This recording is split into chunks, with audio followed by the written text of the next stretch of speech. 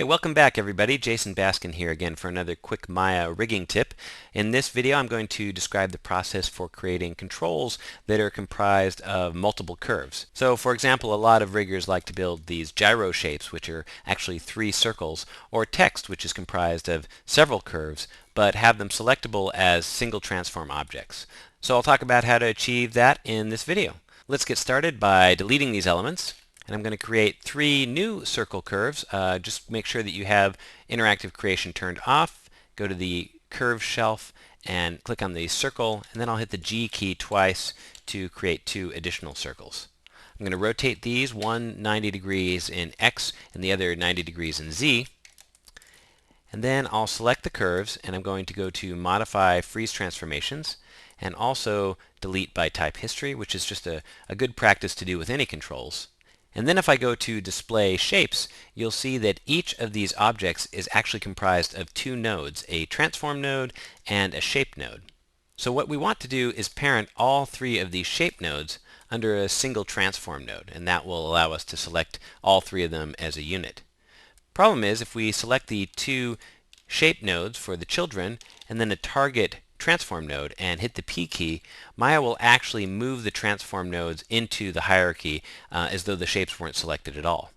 So let's undo that action, and instead we will select the shapes, select the target transform, and this time we'll invoke the parent command through a mel command. So we're going to type the word parent, and we're going to specify that it should parent the shape. So I'll hit the dash symbol and type shape, or I can just type S as an abbreviation, and then dash relative, or simply dash R as an abbreviation. And this will parent the selected shapes relative to their current position to the target. So if I hit enter, you can see that the shapes are moved into position, and I can delete the old transforms, and then when I go back to display and turn shapes off, these curves are selectable as a single element. So I can name this gyro control. It is very important that you freeze transforms and delete history, though, before doing this operation. Alright, so what if we wanted to work with text? So let's go to the Create menu and choose the Text option.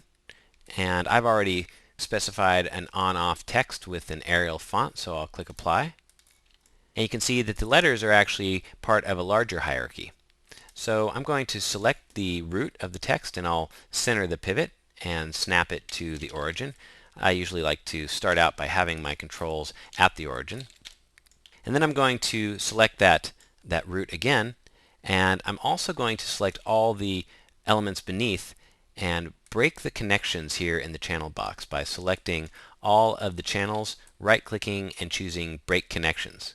When text elements are created like this, they have incoming connections, and we need to make sure that we disconnect those so that we can move forward.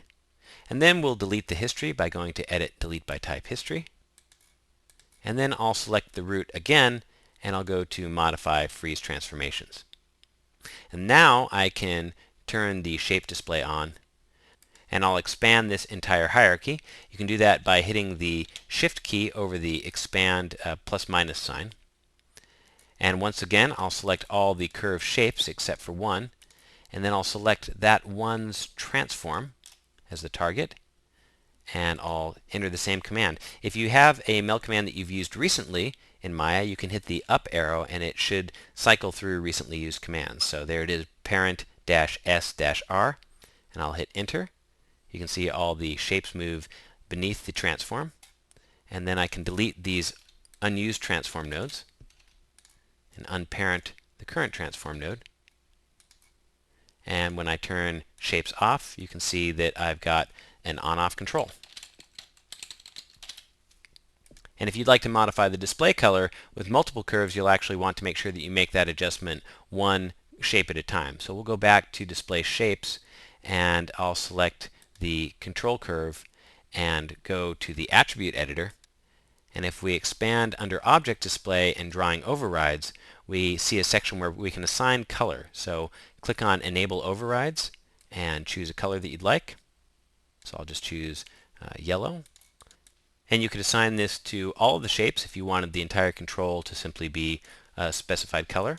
Or if you wanted to change the color, you can actually dynamically connect this override attribute to some other element in your scene. For example, if I want to have the color change when I translate this element in Y, I could go to the connection editor and find the Y translation attribute and connect its value to the specified shape enable override attribute. So I'll load the shape on the right, and this is kind of hidden, but it's under draw override within override enabled. So I'll make that connection for all three of these control shapes that I've adjusted color for. So now you can see that when this object is moved to a value of 1 or greater in Y, the override color is assigned. And if I return this to a value of 0 or below in Y, it's going to turn off the override color state.